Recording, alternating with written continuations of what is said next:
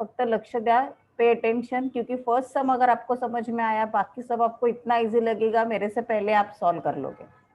अभी अपना प्रॉब्लम दो इसमें डिवाइड होगा, पहला है हमारा वर्किंग नोट और दूसरा हमारा actual problem. Okay, working note lengthy लगेगा, लेकिन ये टाइप से आप वर्किंग नोट करोगे तो आपका बीआरएस का प्रॉब्लम कभी भी रॉन्ग नहीं आएगा। Okay, so let us start with the working note first. Working, आप पूरा ध्यान रखो, पहले वर्किंग नोट के लिए I am going to make 3 columns. Okay, 3 column है।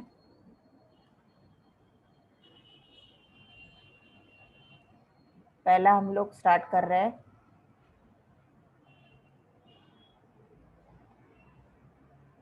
Particulars,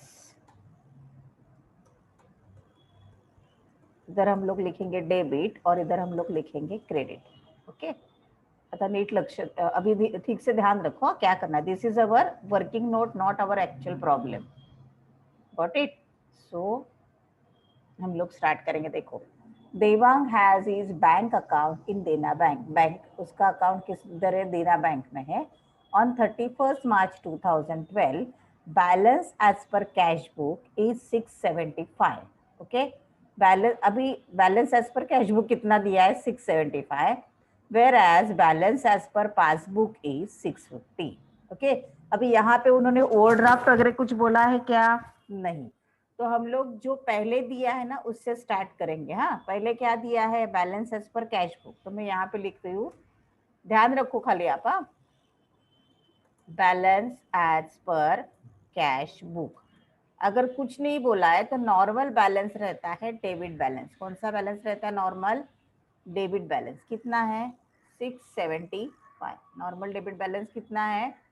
675। Okay, so cash book का अगर कुछ भी नहीं बोला है, ओवरड्राफ्ट वगैरह, तो कैश बुक का हमेशा नॉर्मल बैलेंस क्या रहता है? Debit balance. इसलिए हमने कौन से कॉलम में लिखा उसको? डेबिट के कॉलम में लिखा। Okay,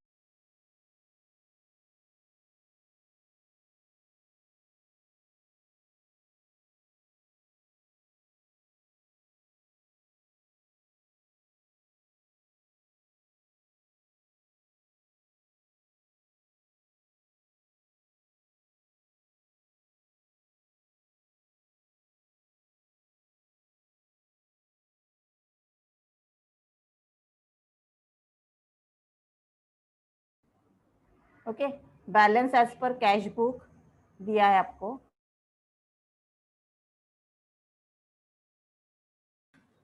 okay, balance as per cash book, अगर कुछ नहीं बोला है तो डेबिट में आएगा, इसलिए हमने डेबिट में लिखा उसको 675।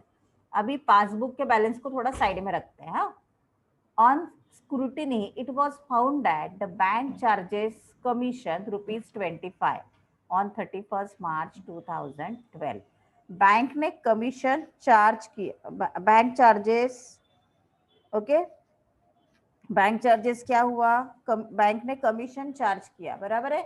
बैंक ने चार्ज किया कुछ, यानी बैंक ने हमसे पैसा लिया, तो हमारे पास पैसा आएगा या पैसा जाएगा? बोलो, आंसर दो मुझे। जाएगा। जाएगा, करेक्ट, हमारे पास से पैसा जाएगा। सो बँक काय म्हटलंय त्यांनी, तसं तसं लिहिते मी इकडे, उन्होंने क्या बोला है एज इट इज लिख रही हूँ मैं।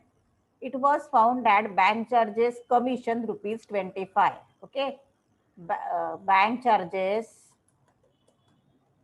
कमीशन, अभी बैंक ने चार्ज किया है, रिकॉर्डेड ओनली इन पासबुक। कहाँ पे रिकॉर्ड होगा? पहले ओनली पासबुक में। अभी हम लोग अपने तरफ से सोचेंगे, बैंक का नहीं सोचेंगे। ये रिकॉर्ड हमने नहीं किया, नॉट इन कैश बुक, हमने नहीं रिकॉर्ड किया। अगर हम लोग रिकॉर्ड करते तो किधर करते? पैसा गया ना हमारे पास से, पैसा debit what comes in, credit what goes out. पैसा गया, गया हमारे पास से, या डेबिट है रिसीवर, क्रेडिट है गिवर बोलोगे तो भी आया तो डेबिट करो, गया तो क्रेडिट करो। अभी बैंक ने कमीशन लिया हमसे, तो हम लोग क्या करेंगे उसको?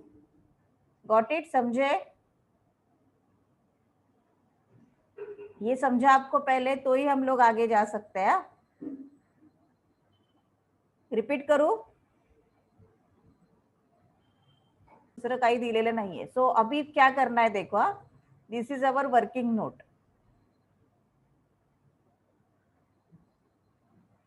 ओके, जो साइड में बैलेंस लिखा है, अभी बैलेंस किधर लिखा है, डेबिट में लिखा है ना, जो साइड में बैलेंस लिखा है वो प्लस और उसके अपोजिट साइड में माइनस.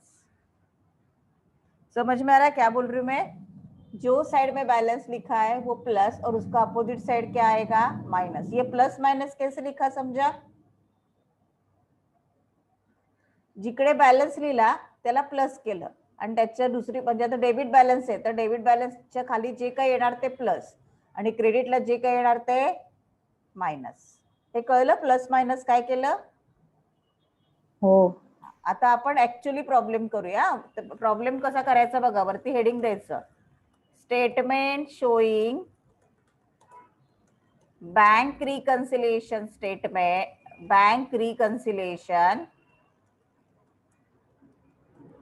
किंवा तुम्ही म्हणू शकता bank reconciliation statement as on 31 March 2012. हे आपलं झालं हेडिंग. हा, आता ह्याच्या खाली आपण पुन्हा प्रॉब्लेम काढणार आहोत.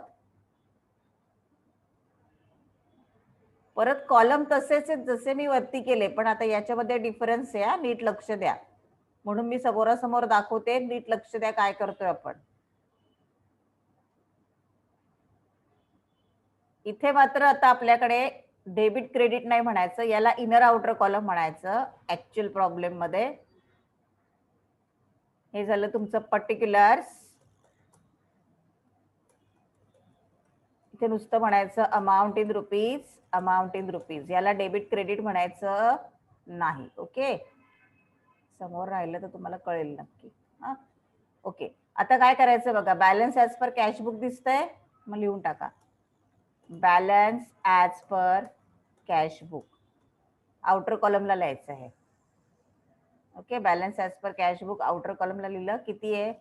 675. ओके, आता त्याच्यामध्ये ऍड लिहायचं खाली.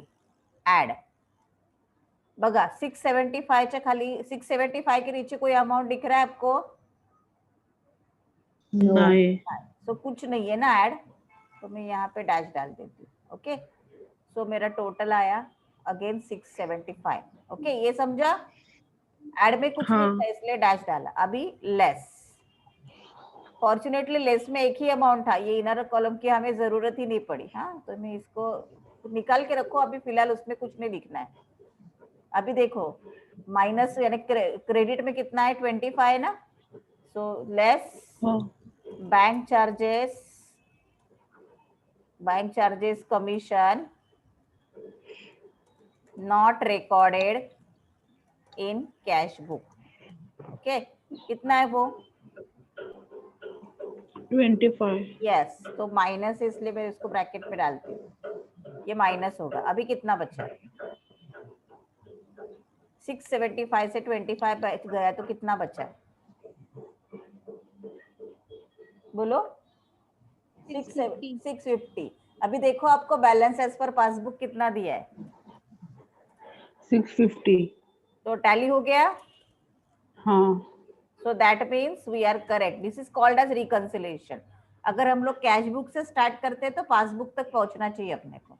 That is called as reconciliation. अभी हमने आज एक ही ट्रांजेक्शन का देखा, सिंपल ट्रांजेक्शन लिया मैंने ये. ओके,